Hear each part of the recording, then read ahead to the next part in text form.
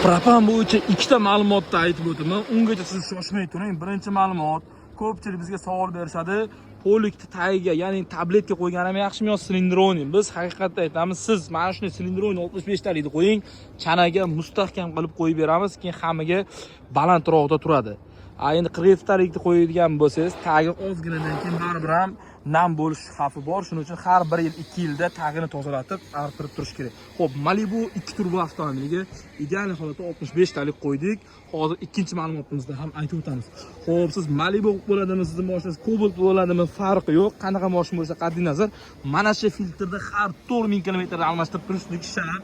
Agarda siz buni almashtirmaydigan bo'lsangiz, mashina o'sha yaxshi ishlamay qaltirab qoladi. Xo'p, bunga yig'ib berayotgan komplektimizga keladigan bo'lsak, 100% mana shu motorni cho'tki qilib yurg'izib beradigan Alex bloklardan foydalandik va mana shu motorga maksimum davoni yetkazib beradigan Nordic reduktor, original fragment hid chiqarmaslik uchun shlankalar va original Dakota fasunkalaridan foydalandik.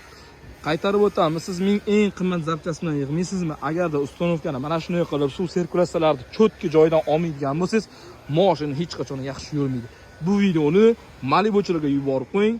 Keling, kafolati bilan ustanovka qilib beramiz. Har doimgidek siz sifatga talashing. Biz sizning mashinangizni sifatli holatda propan yoki metan ustanovka qilib beramiz. Oldi qo'yilgan jihozlarga 100% 1 yil garantiya beramiz. Balonga esa servis tomonidan 10 yil. Sirdaryo Metangaz 24 ga yetdi.